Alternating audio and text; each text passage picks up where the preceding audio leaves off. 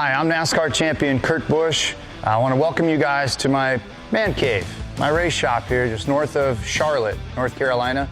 I've kept on to a lot of my old race cars, got some cool collectible cars, and cars that are important to me. Let me take you for a tour.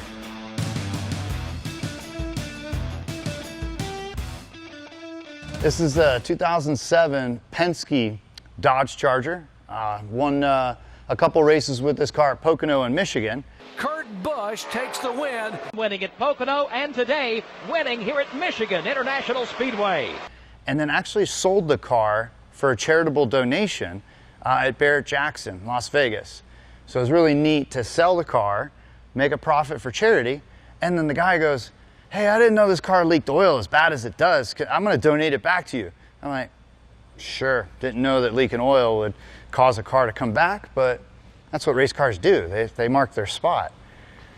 This is a 1999 Chevy Monte Carlo. It's my Southwest Tour championship car.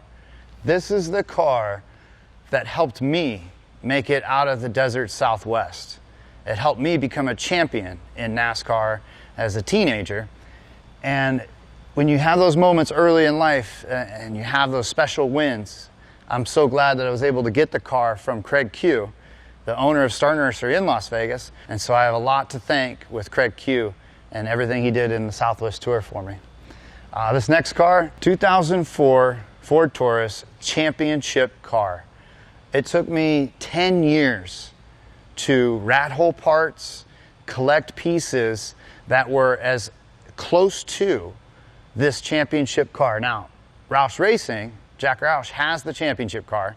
This is actually the chassis that was the backup car that day at the racetrack in Homestead. Frank Kimmel, an ARCA Series champion, bought that car and raced it for a while.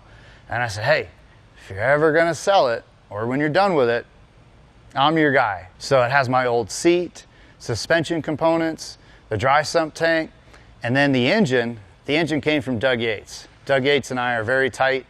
We have a very strong relationship. And I have to thank Doug a ton for helping me get the drivetrain back proper on everything that would have raced to win a NASCAR championship in 2004. These are some of my daily drivers. 72 Pantera, 65 Cobra, 2018 Ford GT. This is who I am. This is a character of me. And I actually built this car with Richard Rawlings and Gas Monkey Garage. And we put a nice roll cage in it, new suspension. It's got a Coyote Ford crate motor in it that I got from Ford Racing. I love the midnight blue.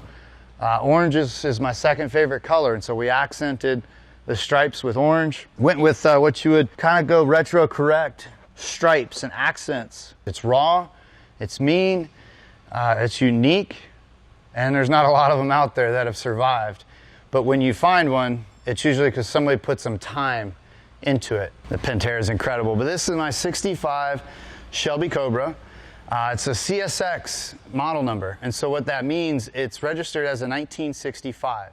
It's a continuation of that era, even though it was built at the factory of Shelby America in Las Vegas, but it's a continuation car of the 60s. I put these stripes on it. This is a friend of mine does some decals, but check it out. A little subtle Monster hint in there. It's called Turkey Baster air cleaner on it. Helps keep the carburetor and the air cleaner as cool as possible. And then the old school 427. Next to her is her younger sister, 2018 Ford GT. When I won the 2017 Daytona 500, I immediately called Ford Performance. I said, hey, can I get on the list now, maybe? You know, do I have to submit a video? Do I have to write in to Etzel? How am I going to get on the list? They surprised me with a quick rush on a build and a delivery, and my wife helped coordinate the delivery of the car to Vegas, to my hometown right after the Vegas race that year. And so this car's a lot of fun to drive. I actually have 14,000 miles on it. Reason being is she has a sister. She has a sister. She's not here. She's at my house. But a 2005 Ford GT. And that car, after I won the championship with this car, was given to me by Etzel Ford. I was blown away. a gift of a 4GT after winning a NASCAR championship, I made a pact with myself and with Edsel. I said, I'm never gonna drive that car. And he goes, no, you have to drive it. And I said, no, sir, I'm gonna treat it like a trophy.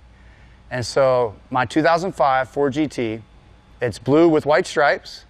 It's a throwback to the Shelby era of blue and white. And it has less than 100 miles on it still to this day. That's why I drive this one, and that's why this one has 14,000 miles. So at my shop today, this 69 Camaro is one of my favorites to go grab ice cream with and to blow away everybody with this orange. The orange paint on this car, this Hugger orange, is so in-depth, so thick, so crisp. And my wife, we were watching the Barrett-Jackson auction. I shouldn't have been registered, but I was, just in case. And we're like, we gotta have that car. We gotta get that car. So I actually bought it from the Barrett-Jackson auto auction. When we got it back, we were pleasantly surprised with the amount of quality work that was done on the car. And it actually has an old sprint car engine, aluminum block, aluminum heads. But this is our ice cream getter. We'll just hop in this one here. Beautiful, crisp, white interior.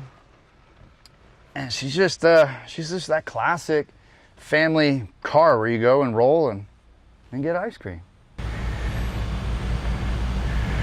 So that's the dwarf car? No, this is the dwarf car. This is my first ever race car. And obviously it made all of this happen. It was the beginning of time when my dad was a racer at the local track in Las Vegas. He raced in the dwarf cars, and he sent me on a road trip one time. I was 14 years old, and he says, yeah, I'm gonna send you on a road trip with this friend of mine. You're gonna go pick up a racing chassis. And I thought it was gonna be his new racing chassis. When we got it back, mind you, it's just a chassis. It doesn't have tires, doesn't have an engine, had nothing. And he says, this is your car. If you build it, you can race it. And so my dad helped me build my first ever race car. It gave me the appreciation of hard work and craftsmanship. That was a rule in the dwarf car series back in the day, is you had to have a cartoon character as your mascot. And so I loved Garfield when I was a kid. And my dad, his mascot, he was Odie. This is kind of cute, the subliminal message there of the kid taking off and leaving dad behind. So remember this pose, right? Isn't this what every 16-year-old does? They do this pose right by their car. This is my first car, a 1964 Volkswagen Bug. Of course it didn't look like this when we bought it. My dad, he talked me into a Bug. He goes, replacement parts, working on it, everything is simple, it's easy, and it's cheap. And so we bought it off this guy for $500 on a Friday afternoon, and my dad, he paid cash for it, but he said, you're gonna work on it at an hourly rate to pay off that $500 with me. My dad convinced me, he goes, you know, real men, they'll paint their car aqua. I went, oh really, we are? And he says, oh yeah, no, this paint code came off a 1956 Chevy pickup. It was in the book back then as an option. Okay, all right, Dad, sure. I didn't realize how, like, boom, this would be. I remember the odometer. Right now it says 97,000. I remember it was at 56 or so when we built it. This is an original motor. This is from the 60s. 40 horsepower. And he's like, yeah, if you learn to drive the 40 horse, it's going to teach you how to look ahead and predict green lights coming up. Because now you don't have any power. You got to keep your speed up. And it's almost like he was teaching me some fuel mileage conservation tactics and keeping your momentum up and looking ahead. And I guess also 40 horses, it's kind of like a restrictor plate. It slows down a 16-year-old. But tons of memories, tons of fun. That's my garage. These are my favorite cars. And I was happy to show you guys and take you on a nice tour. Thanks for tuning in.